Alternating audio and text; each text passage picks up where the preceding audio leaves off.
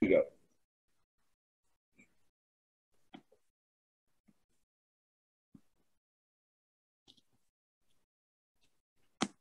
Hey everyone, it's Massey's Main Entertainment here. It's Brian, and joined again with my buddy Rich Strickler. I'm going to have his link down below, and I'm also joined by Doc, north of the border, and he says he has a tornado warning, which we're going to hope to try to squeeze this in before we see him just start blowing away. If we see any old ladies going by on a bicycle or anything, Doc, we'll let you know as fast as we can. All right. Sounds good. We're at 1986 now, which is this is getting kind of interesting now. And now this would be like the makings of my end of my junior year, beginning of my senior year. So now you're starting to get into this thing where it's the music that is really nostalgic to myself and Doc, probably for sure. And so it's going to get really interesting really fast. So one of the things that we like to do is we're going to do we're doing our thing. We started in 1980 where we did this in tandem. So 1986 is going to have, first we're going to do a video here. And we're going to have a 1986 top 12 songs for each one of us. And then that's building our perfect album. And then right afterwards, we're going to film our best 10 movies from 1986. And that's going to be over on Rich's channel. So when you're done watching this video, make sure you jump over to Rich's channel and check out those movies. From what I'm hearing, they're pretty hilarious. A lot of people they've really been pointing out, especially whenever we start to throw shade somebody's way. I mean, we had a lot of good comments about the ones that we busted on pretty bad. So that's the best part of it, I think. We're also going to have Spotify lists of all of our songs from this particular year. I'll have those links down below as well. And guys, what did you think about 1986? I mean, this is, to me, it just felt so much easier to start throwing this list together now for some reason, because the a lot of songs I had to choose from, and it's kind of easy to throw together the list. Well, for me, I was like 29 years old, so I'm hanging on to my 20s here before I cross over to being an old geezer at 30. And I can see myself going from the MTV stuff a little bit towards the middle of the road here, to be honest. There's a lot of bands again that I like, or artists that I like, that I'm trying to hang on to and grab that one song of theirs that leftovers from the 60s and 70s before I have to commit myself to this new wave of music that I'm not real enamored with. That's just my honest opinion. I would say Brian's a little bit more diverse than me in one sense. You know, he knows I'm like, let's say, the rocker kind of guy, and Richard's probably agree with that. And when you see some softer songs from me and stuff like that, you know, maybe catch you off guard, maybe not. But I'd say I'm in that realm and stuff like that. So I know Brian's indicating that it's a little easier to start bringing them off for him. And man, there's not much in the rock side of things that are actually popping out of here that are going to be coming with me. So I had a little, I found it to be a down year for me in my sense. I got 12 great songs, like them all. Behind the 12, I didn't have much to talk about, to be honest with you. And that probably, there's a couple of years like this in the 80s that I'm coming across that I like a lot of the songs that I do come across. So picking my 12 is pretty easy. But if you were asking me to do 20, I'd be sitting there scratching my head at number 19 and 20. Yeah. Well, the good news is we'll have plenty more years to go anyway. So that'll be remedied real fast. We also did videos for everything from 1965 all the way up until 1985 as well. Check out those if you get a chance. Please sub, like, comment down below, and especially leave your top 12 as well. I mean, a lot of people, like they said, you know, I kind of just skimmed through it because there wasn't any songs that I really liked there. I'm like, well, fine, that's fine. Just give me your top 12 songs then. Yeah. I mean, I'm not saying that our list is right. No, you know, it's, you know, for all intents and purposes, it's probably only right in my eyes. It probably means something different to Rich, and it means something different to Doc. So yeah, that's the way it is. I agree wholeheartedly. And if you can't drop 12, drop 5, drop 3, drop your top, whatever. Who cares? Give us something. It's always good to see, man. It's always good to see somebody else's out there. And like you said before, Brian, sometimes you pick on stuff that you never thought of before, and you see one that you haven't listened to in a long time pop up in the comments, and it's like, yeah, I'll go check that one out again, man. Yeah, so exactly. Yeah, it's good when you do. Right. So, Rich, unfortunately, buddy, you got to lead it off tonight. I know you really don't like doing that, and I'll follow you, and then Doc gets to he gets to clean up tonight. So very well. Yeah, it's not my strong suit being that slap hitter and bunt man and leadoff hitter, but here we go. 1986. I'm going to go with Paul Simon off the Graceland album, leading off my album. You Can Call Me Al, off the Graceland album. I love the video with Chevy Chase. They're kind of goofing around. He's lip syncing the songs. Yeah. Actually, it was number 44 when first released as a single. It didn't rise above that. Then the video came out, had a second running, and it made it to number 23. So it was on the charts a while, but it never really got into the big time zone. It's about a guy experiencing a midlife crisis. Why am I soft in the middle?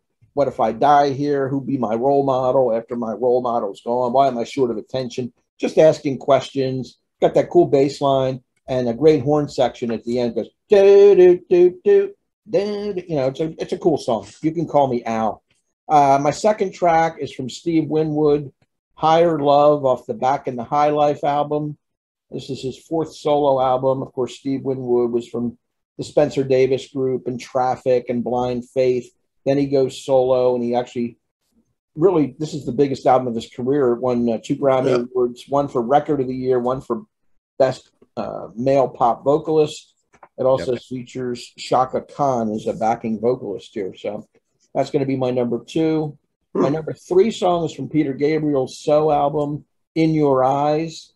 Kind of a world music sound, a very romantic ballad. It pops up in the movie Say Anything with John Cusack with the boombox, holding it up for Ione Sky, and just a very memorable scene of the 80s. Who knows, that may even pop up in our 1986 movies. You never know. Or no, that's later on. They used that later on. That's in 1989.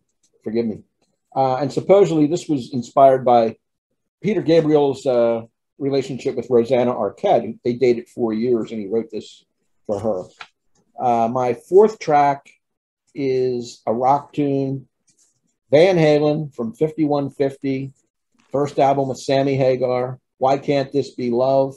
I've always liked this song. Reached number 3 on the charts.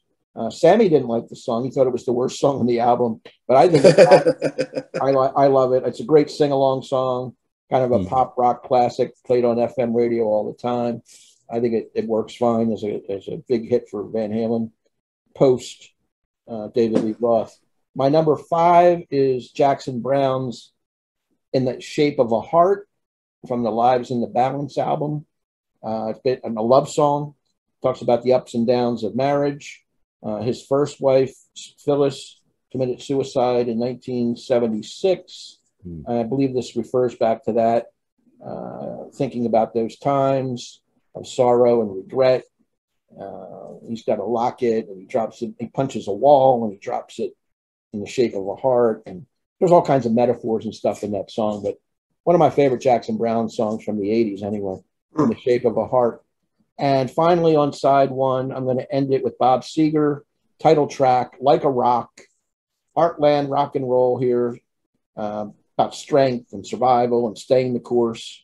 I love Seger's voice. It's very passionate, heartfelt. Of course, this was used on that Chevy commercial for like 15 years. You heard it all the time, but I always thought of it as just a Bob Seger song. I don't worry about that commercial stuff. So this is my side A. It's good. It's very good. I mean, I'm a big fan of that Graceland album. I mean, there's a lot of good songs on there, other than Call Me Al. But I mean, that's just was a monumental hit because of the Chevy Chase video. Right, it's great. So ending the debate between us 3 here, Van Halen or Van Hagar? Which one do you guys prefer? I guess if I'm going to be, it's really close, man. Don't get me wrong. Really? Okay. Yeah, I like Van Halen. So I like Fair Warning 1 and 2 is fantastic. Yeah. I'm a Van Halen 5150. This album 5150. That's a smoking album, man. Yeah. There's a lot of great tunes on this. This is the intro with Sammy. So I like a lot of Sammy too, man. So I don't know if I can answer that. Like honestly, really, I like it all, man. I'm in the minority because I like Sammy better than David Lee. But I okay, all right. His first Van Halen albums are excellent, but all of them really are. If you're a fan, you're a fan. But I like Sammy's voice. I really do. Always have. So I like that side, and it's very much you, but it's still very much 1986. Yeah, I think so. That's a good way to put it. Yeah, I mean, he just did an excellent job. I mean, just staying right in your lane. I mean, there's still artists that are in your lane. Yep. And I think on side 2, you'll see maybe 3 that are in my lane and 3 that may veer outside the lane a little bit. So let's get into I'm interested to see your side B here, buddy. This will be interesting. We'll see. It's not as strong. I like my side A better, but we got to do 12 songs. So we're leading it off with the Moody Blues, Your Wildest Dreams from the Other Side of Life. I really like this song. Yeah. I like the Moody Blues' whole career. This is more of a synth pop kind of sound than it is the prog rock that they're noted for, that lush sound that they came into the forefront with. But they've gone with the times and they created this sound. I love Justin Hayward's voice as the lead singer. Looking back at the past again, I guess I like that theme because it shows up in a lot of my songs. In Your Wildest Dreams. Once it starts out, once upon a time, once when you were mine, you know, all that stuff. So it's good stuff. Number 2, this was actually the last song to make my album. I needed a 12th song, so it may be the only clunker, but I think it's a good pop song. And that's Billy Joel's A Matter of Trust from the Bridge album. I tried to stay in my lane here a little bit. A top 10 single. It's got Christy Brinkley in the video. And this was played heavily on his tour in Russia the following year in '87, when he was like the first U.S. act to go to Russia. Just a well-crafted pop tune. And Billy Joel's actually playing the guitar in the video rather than piano. He's known as That's right. But it's a good little pop rock tune. I enjoy it. So it made the cut. Number 3 is one of the new bands that came on the scene here in '86. The Bangles, Manic Monday, from the Different Light album. It reached number 2. It was a big hit, written by Prince. I always liked that lead singer, Susanna Hoffs, a real cute girl. I mean, she had the hair, the 80s hair, and beautiful girl. Catchy pop song, very infectious, the lyric. In fact, it's one of the more infectious pop songs of the whole decade, not just this year. Just another Manic Monday. Number 4 on this side is from Genesis, off the Invisible Touch album, and I picked Throwing It All Away, a soft rock ballad, which I really, really like. I love Phil Collins' voice. I know he takes a lot of heat in the VCs, you know, kind of a wimp rock guy, but I like his solo work. I like him with Genesis. This was written by Mike Rutherford, wrote the lyrics of the song. Very similar to what Phil Collins was doing on his solo work, where he really broke through the charts, and I think Genesis won a part of that. And they got it with some of the albums they put out in the 80s, including Invisible Touch. My 5th track is Eddie Money, Take Me Home Tonight, with help from Ronnie Spector from the Ronettes. Number 4 hit on the charts. Eddie had been declining in sales since the late 70s a little bit, and this brought him back out of the obscurity, and Ronnie Spector brought her completely out of retirement from the Ronette days. Another one that was nominated for Grammy Best Male Rock Performance, and it lost to Robert Palmer's Addicted to Love, was actually the winner that year. And my final tune is definitely outside of my zone, but I always like this song. It's from Crowded House, Don't Dream It's Over. A number 2 song written by the frontman Neil Finn, a band from New Zealand. And it's got that catchy line, hey now, the dream is over, you know, all that stuff. It's a great 80s ballad, very comforting, very soothing. So that's going to end my 1986 album. That's it. Yep. Another great side. I mean, I have 2 of your choices there, and then one we have the same album. I just picked a different track. Yeah. But yeah, those are a little bit. Actually, I felt like a lot of that side was a little bit outside your lane. A little bit. I thought there was some of those artists are really just mostly known for their late 80s stuff. That's kind of nice. Yeah. Yeah. I like your album, Rich. Thank you. Yeah, I do. I think it represents. It's you. I think Brian's right. It's 86. They're all 86, right? That's what I was listening to in 86. That was it in 86 for me. I know. Other than the Van Halen song, I didn't have a hard rock tune on there. And mostly what was being played on the radio or MTV at the time. Totally. So, yeah. Totally agree. That's what I went with. I like it. All right. Here we go, Brian. I guess it's up to me to keep it going, keep the ball rolling here. Let's go, buddy. Let's do it. All right. So for my side one, I kicked it off with from Peter Gabriel's So album, which, you know, it's kind of interesting is that his albums were all self-titled albums leading up until this album. He agreed to like have like an album, a different album name, but he said he didn't want to waste a lot of letters. So it had to be something really short, you know? So, I mean, So was what they kind of landed on. Like, even like he has another album called Us that comes out in the early 90s as well. So he just keeps it really short whenever he does stuff. So I picked Sledgehammer, just a massive, you know, video hit at the time. And the whole album, I think is just fantastic. I love every track on that whole album. Mercy Street, you know, In Your Eyes, you know, Don't Give Up with Kate Bush. I mean, it's just a whole bunch of great songs on there. But Sledgehammer and that horn section from the Memphis Horns and the funky guitar that Daniel Lanois lays down there, it's incredible. It's just one of my favorite songs of the 80s altogether. So I had to put it on there. Number 2 for me, I've got Eddie Money, but I've got Endless Nights. I like the keyboard work in it, and it felt like Eddie Money just found a way to fit into the 80s rather nicely. I mean, I don't think his songs in the late 70s were as far removed from where the 80s landed that it ends up being a nice soft landing for Eddie in the 80s, I think. And this album is a tremendous album, and this was one of my favorite songs. Also, you know, I can remember listening to this when I was in town my senior year. Really? So yeah, massive song for us anyway. Number 3 for me, I've got Throwing It All Away from Genesis. I could have picked a lot of songs off of here too, you know, obviously Invisible Touch, and then Land of Confusion also had that crazy video with the Muppets and everything. Oh, yeah, that's right. Looked like Ronald Reagan and various world leaders and stuff like that. But I think Throwing It All Away kind of, you know, like I think Rich said it best, you know, it still kind of follows that Phil Collins sound that I think they were able to capitalize big time off of, because he seemed to be going back and forth between stuff with Genesis, stuff on his own, and just never seemed to get a break in there, and it just fit really nicely for it. So great song. I had to throw it in there. Number 4 for me, I've got the Bengals' Manic Monday. It's funny, you know, most people always say, really, you like that song? Yeah, I love it. I think the piano riff in it is fantastic in it. I mean, it's a nice piano-driven song. It's, you know, like you said, it was written by Prince. You know, I'm sure that, you know, he just loves to give away his songs, especially to good-looking female artists, you know, that way they'll owe him a favor later on. Exactly. You know, that type of thing. That's who he is. Number 5 for me, I've got Robert Cray Band. I've got Smokin' Gun.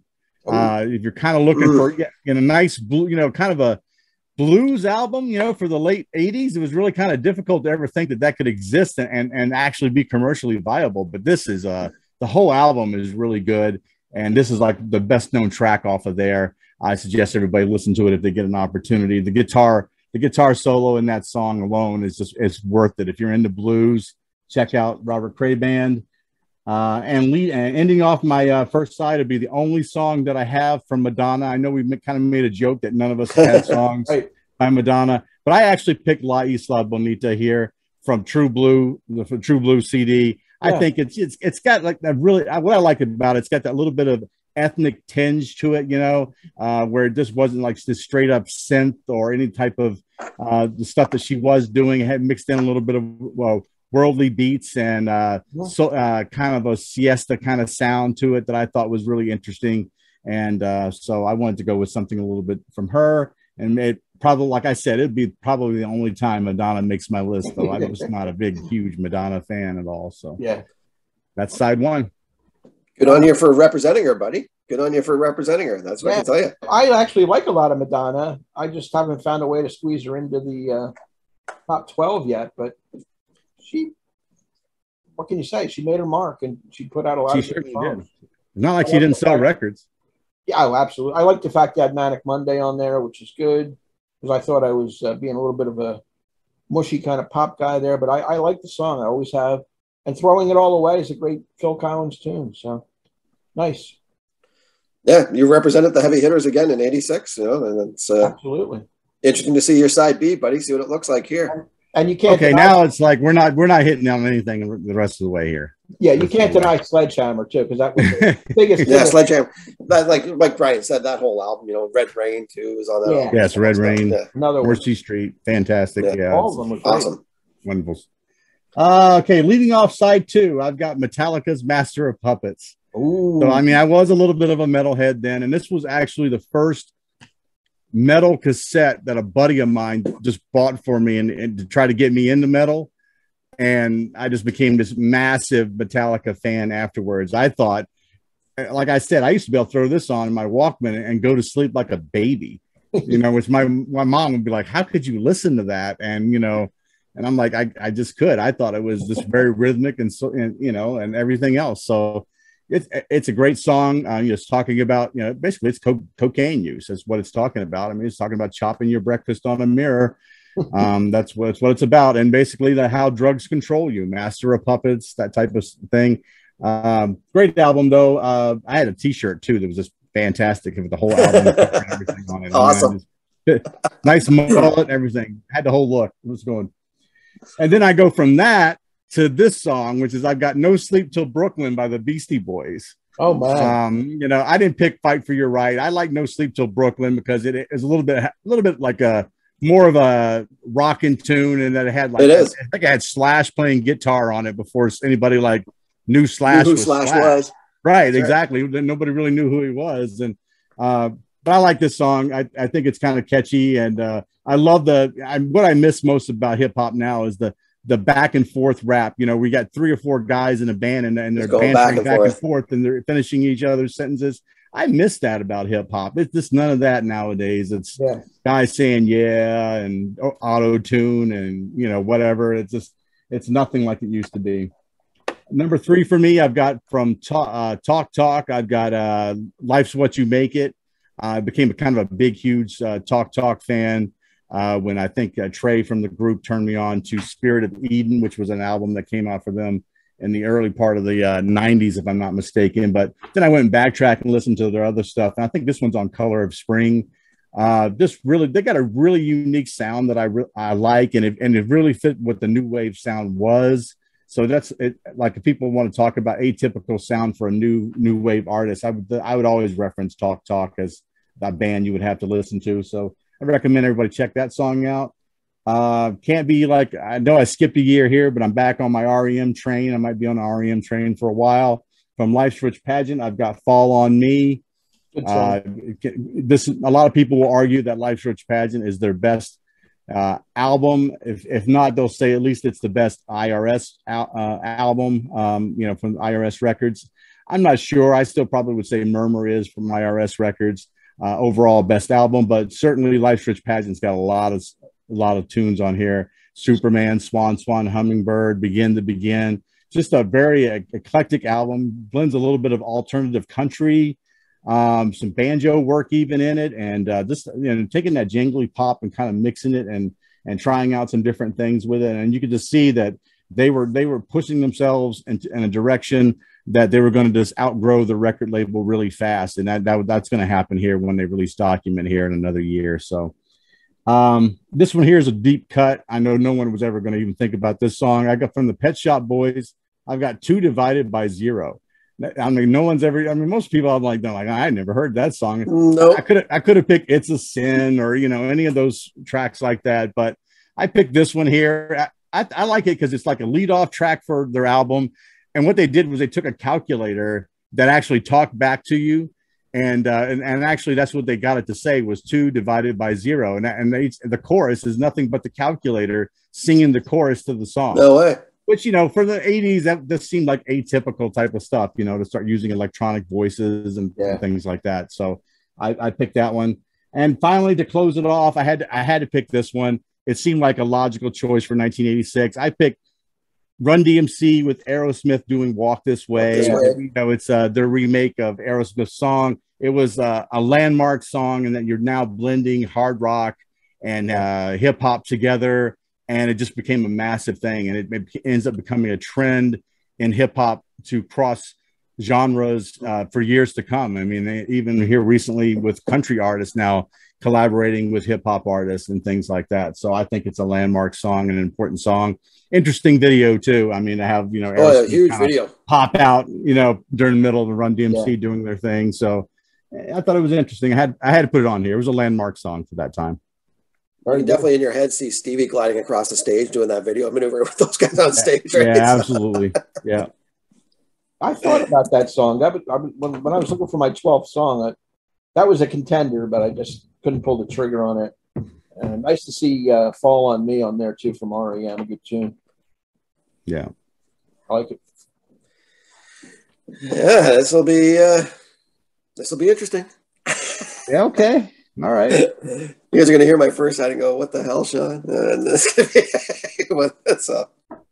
I know everybody has that side though. Everybody's got the what the hell side. Yeah. I'm going to start off with, I guess, maybe technically, to me, it's not what the hell. To me, it's like, all right, that's right. So, but whatever. I'm going to do it. I'm going to do it. Okay. I'm going to keep with my theme, I think. So, side A. Yeah, that Van Halen 5150 is a good album, man. So, and there's a lot of songs on there. So, I just think I've got the song "Best of Both Worlds" starting off my album. Yep, I like it. Yeah, it's. Yeah, Van Halen moved into synth Van Halen, I guess, because it started in '84 with, you know, Jump and everything. The synth was there. David leaves. Sammy has a big influence on the band on where they go, man, and he's heavily involved in the writing on this. And you can hear it almost, right? It sounds like Sammy coming right out of Sammy by himself, right? He's got a great band to work with, and Best of Both Worlds, man. It's a rocking tune, man. The great build up in that song. I just blare the crap out of that. I listened to that. Oh, I probably listened to it 2 weeks ago. So that's what I'm going to start with. I got Queen coming in right behind it, man, with One Vision for me. Nice. Yeah, I think it's, you know, you don't get much Queen in like now on almost, kind of, you know, but this sounds like 70s Queen, One Vision, man, a rocking 70s Queen song to me. They're all singing together. It's was this on Highlander soundtrack? Yeah, it's off their album too, I think. Yeah. Okay. Yeah. Then another song on this album too is a big song too, but One Vision. It's got like just a rocking, like in Night at the Opera or something like that, but old Queen sound, man. Great riff. May sounds fantastic. Freddie sounds great, and I love them all singing together too. So One Vision. Pretty cool rock tune. This is like probably, I don't know. This would make my top 10 of songs of this guy if I was to do a list. And Brian, you might have done something like this in the past, but I got Ozzy "Shot in the Dark" coming in at number 3 for me, man. Yeah. Okay. It's different for Ozzy because it's not heavy rockish kind of thing, almost in one sense too. It's almost got like a "Shot in the Dark" almost has like a pop rock almost feel to Ozzy almost in one sense too, especially when you get to the chorus part of it. It's on the Ultimate Sin. It's on the Ultimate Sin, right? Yeah. Yeah. Yeah, it's still Ozzy. Ozzy's voice, I think, in the 80s sounds fantastic, man. "Shot in the Dark," pretty cool little Ozzy tune, man. And I still like it. So I'm taking it with me in 86, man, if you want the truth. Well, I'm surprised nobody had this one, but maybe it's just me, but maybe it was just the way it was. But I got the Talking Heads, man, "Wild Wild Life." Yep. Coming in at number 4. Yeah, that was a video song, man. And it's still MTV-ish, man. So, but then again, it's that, like I said, when I get on those Talking Heads songs, man, I figured it out now, man. It's when they're talking in their Talking Head songs, you know, the Psycho Killer or whatever. It doesn't matter what it is. I just love it. There's something appealing to me, and yeah, it sounds pretty good, man. The chorus is catchy as hell too, man. What a hook on that one too. I say it, you start singing it in your head. So I'm going to follow that up with some Canadian content here for me anyway, but Somebody's Out There by Triumph is going to come in at number 5 for me. Pretty cool little rock song, man. Rick Emmett sounds fantastic singing. This is I lose touch with Triumph, probably moving on from here, and I probably see them at this concert, to be honest with you, in '86. But this is a great rock pop song as well, more on the heavier side too. But Rick's Emmett voice is, you know, pretty unique too, and I think it's just a cool, really good riff in this one too, man. So you'll never guess what I'm ending this side with, man. I'll tell you that right now. So I don't even know if it's called Crazy. It might be called Crazy from the Heat. I don't even know what the frick it's called, but or something like that, or Skyscraper. But it's David Lee Roth, man, Yankee Rose. I'm going to end it with on this side. Wow. Yeah. That's different. A little different. It's, you know, a pop rock song from David, and you get right down to it, man. This album, I think it's Skyscraper actually that this is off of. I'm trying to remember now for sure. Yeah, I think it is. Is that the one that has Just Like Paradise? Yeah, I think that's on there too. Yeah, it's Skyscraper then. Yeah. Yeah. Yankee Rose, man. It's just like an homage rock song to, you know, I think it's when the Statue of Liberty was getting revamped and stuff like that. And that's what the whole song's about. So fantastic guitar work, man. Might be Steve Vai on guitar here with him too. So, and that guy can wail. So, and it shows. Yeah, I like this tune, man. I like Yankee Rose, and I still find it to be a good, catchy rock pop song, man, out of '86. So it's gonna make my top 12. I thought you said there wasn't any hard rock songs in. Like, I know that's such a dark side, unbelievable. I mean, that's all. That's all. And I feel bad because I left Masters of Puppets off. I left Wasted Time off. I left Turbo Lover off. I left all these things off from, you know, all these other bands. You got Ozzy, you got Queen, you got Van Halen. Yeah, you got David Lee Roth. David Lee Roth. Come on, Triumph for the Canadian. Talking Heads, man. Don't talk about Turbo Lover. That doesn't even count as a Judas Priest album. You know that. No, you know that way. doesn't. No way. That's terrible. Oh, no, I did. Not a big fan of that one, buddy. No. Now, is side B going to rock a little harder or less, or how's that going to play? A little less. Okay. A little less. Okay. But that was definitely a side. If we had to blindly watch those, well, that's Doc all the way. You know, you can pick that out of a hat. If we only had an OCR transcript of just the titles and you weren't allowed to talk, you know, people would be like, yeah, it's Doc album. Yep. See, I'll say this. When you do this, if we have the same comment at the end of these 6, I bet you wouldn't be able to say it. Okay. We'll see. That's what I think. You're probably right. What do you got? Start off here we go then. Side B. Rich, you called it, buddy. I got In Your Eyes from Gabriel to start off the So album. So, nice. Yeah, loads of tunes. We've talked about it previously here. You know, you could pick 5 songs off this album, and you would have been pretty happy having any of those on your album. Right. But In Your Eyes is it's got that world sound, that African sound, and stuff like that. And we've even talked about that in previous videos. It's a pretty unique sound from Gabriel when he does it, and this album's awesome. And In Your Eyes is the best song to me off this album, but I mean, there's lots of best songs on this album, so it's I don't think there's a bad pick here. I'm gonna follow that up with "Fall on Me" from REM. Oh, nice. Yeah, I do like my REM too sometimes, there, Brian. So I've got a few of those CDs myself, buddy. So yeah, I mean, I think Superman was on this album too, if I remember. Yeah, it's the last track. Yep. It's also a pretty catchy tune, man. Not more of the cover, but the Fall on Me, I think, shows more of the where I start to like REM a lot more. It becomes a little bit more commercialized in one sense, but I like the sound of the commercialization of REM going forward here. Actually, I think it's pretty still unique. It still sounds like them and stuff like that. I don't know the band members outside of Michael at the thing, but I think the drummer has a lot to do with the success of this band. Yeah, Barry. Yeah. They weren't the same when he left. Yeah. Yeah. I think he was a real anchor, I think, in the writing of the music, I think. So Fall on Me, man, it's a great tune from REM. And definitely making my top 12, man. That was one of the early write-downs, if you want the truth. I think that Billy Joel song, Matter of Trust, is kind of catchy, right? Because I've got that next as well. Very nice. Wow. Yeah, it's a different sound for Billy, I guess, in one sense, but, you know, it shows that he was able to adapt a little into the 80s as well, I think is probably the way I would put it. And yeah, it's catchy, it's poppy and everything else. So the breakdown in the song is really cool too. And at times, you know, just the way he's talking about what the actual song's talking about, Matter of Trust, right? You can figure out what he's talking about. But I even like the strength of his voice and the power behind it, even when he's singing something else. He's basically, you know, yelling at you at one point as well, too, in that. And maybe I like that because I said it with Bruce, and I'm going to say it with Bill. So I like that song. I think it's still a good tune, man. It's a good song. I watched the video the other day just to make sure. Just to catch up on it, eh? Yeah, it's solid. It really is. Yeah, it's a great tune. Don't dream it's over, buddy. Come on, Hey, right look at behind this you, guy, man. Nice. You guys copying off each other's paper or something? Nah, I mean, I told you, listen, I said my side B, man, I can say whatever I want.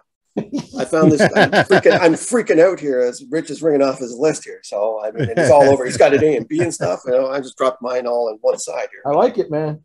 Yeah. Yeah, I think Finn is kind of like an underrated dude, man. Crowded House, I think, is a unique sound. Is it split ends from in this as well? Yeah. So there's that back end, and I like a couple of those tunes as well, to be honest. So Don't Dream It's Over, man. That's a really, really well written tune, man. I don't know what else to say. Still catchy, yeah, sure. It isn't Shot in the Dark by Ozzy, you know, but it's still a pretty good tune, I think, you know. So you get the idea. So it's much better written tune than Shot in the Dark. Let's put things in perspective, but yeah. It's catchy. It's great. Still a great song. And if you don't know that song, you should listen to it if you haven't heard it. Crowded House isn't maybe a necessarily household name, but they got some pretty good little tunes out there themselves. Yep. Take Me Home Tonight, hey, by Eddie Money. Gonna follow that up right there. So wow, that's my number 5. We really did hit on a few. It's nice. Yeah, we did. Yeah, and well, we all had some Eddie here, which was nice. I think so. Yeah. And I think you covered it off pretty good, Rich. Eddie wasn't, you have to be a huge Eddie fan to respect or enjoy what he was doing in the 80s before this came out, to be honest with you, in one sense, because he wasn't hitting the mainstream as much as he could have. So it was nice to see him hit on this one where I actually got a little bit more success and coin out of the deal. Catchy tune, man. You know, yeah, you're singing right now, eh? I am. Be My Little Baby, you know. You're singing that right now for sure, you know. Take Me Home Tonight. So it's right up there. It's almost got that same vibe as 2 Tickets to Paradise, eh? So yeah. Yeah, great tune. Eddie's rocking it here, and I like it. And I wish they never would have made a freaking commercial about it too, Rich, because Like a Rock ends my album. So. Wow, Doc. Yeah, you guys copied off each other's paper, man. I tell you, man, we've been texting the whole friggin' 2 weeks. Teacher's going to make you guys do your test all over again. To Rich's point, I wish this, you know, it got commercialized, everything else with it, you know, because of Chevy, you know. But when you get right down to listening to that song on its own, man, you know, American Storm is a pretty good tune off that album, if you want the truth too. But Like a Rock is, you know, maybe top 5-ish, top 10-ish. It's going to make a top 10 Seeger list anyway. How high up the list it might go. Really well written, awesome guitar solo in the middle there. I just love the sound of it. Just and a great vocal. He's great vocal, man. And the storytelling, man. It's a rock, Americana storytelling rock song from Seeger, who does it very well. Can end my album that way. I like it. I have to like it. Price it's I hope you did, Rich. Yeah, I think you guys must have hit on like 6. I think we have 5 straight. We have Like a Rock, In Your Eyes, Matter of Trust, Take Me Home Tonight. Don't Dream It's Over, and Take Me Home. Yep. Brian and I had Manic Monday and Throwing It All Away. So, and Doc and I had Fall on Me. Fall on Me by Marianne. Right. Fall on Me. Yep. So very good. Not bad. What do you got for some? My honorable mentions. I mean, basically, it's going to be like, oh well, everything I didn't mention off of So, Invisible Touch, Master of Puppets. Yeah. I guess really. I don't really have a lot, so you guys can hammer the honorable mentions. I don't have much. Don't Get Me Wrong from the Pretenders. Yeah. Yeah, it's a good tune. Yeah. I also had the Master of Puppets, I told you, and Wasted Years from Iron Maiden. Teenage Frankenstein from Alice Cooper. I was thinking about for a little bit too. Yeah, so. I remember that. I have The Way It Is by Bruce Hornsby. I like that tune. Yeah, you know, I was actually a big fan of that album too. I can remember that. I remember he opened up for Huey Lewis and News. Yeah, I believe it. Yeah, and I had to go see that. You get drugged to those concerts by the female. Who's ever yes at the time, right? So yeah, so that's. But then you say Huey Lewis there, and I'm not going to lie. I did have Jacob's Ladder written down on my original list as well. Yeah. So that was the tour. That was the tour. Yeah. Yeah. So I had Who Made Who from AC/DC written down. It's just not going to make my list. What can I tell you? I had lots of Cinderella. Did you? To be honest with you. Yeah, because Night Songs come out that year. I think it was Night Songs that came out that year. Yep. Yeah, that could be that. Shake Me, Nobody's Fool. Springsteen Live 75 to 85 came out this year too. That's right. That was like a 5 album set. Lots of good stuff that wasn't. Some of them weren't on the studio albums, like Jersey Girl and Because the Night and things like that. And then he's got great live versions of all his standards. So that was big for me, but I didn't want to put any of them on this album. Still, I liked our list. I mean, now we're starting, like we said, we were all going to be heading in different directions. I mean, you guys hit on a lot of stuff here, but I still feel like, as we go, it's just going to get more pronounced. I have a feeling. Yeah, I was really surprised that Doc and I hit on so many, but it's cool. I like it, but I had no idea that would happen. I thought 2 max, but cool. Yeah, I didn't know how I was going to go with the music, man. So that was a good one, mind you. Yeah. That was fun. Well, anyway, that's going to wrap it up for 1986. Thanks for joining us, Rich Strickler. I'm going to put a link to his channel down below. He just did a Who's song ranking for Who's Next, which I haven't watched yet, which I've got to go watch myself. And so go check that video out as well. Look for our movie video, which will be coming out in tandem. I think we're still going to shoot for Monday, the release date on that one. So. Both of these, yeah. We'll release them on noontime on Monday for both videos. So if you're watching, this is about the time that it would come out. So also make sure to check out our Spotify list. Check out our other videos that we've released from 1965 all the way through 1985. And so thanks, Rich, for joining us. Thanks, Doc.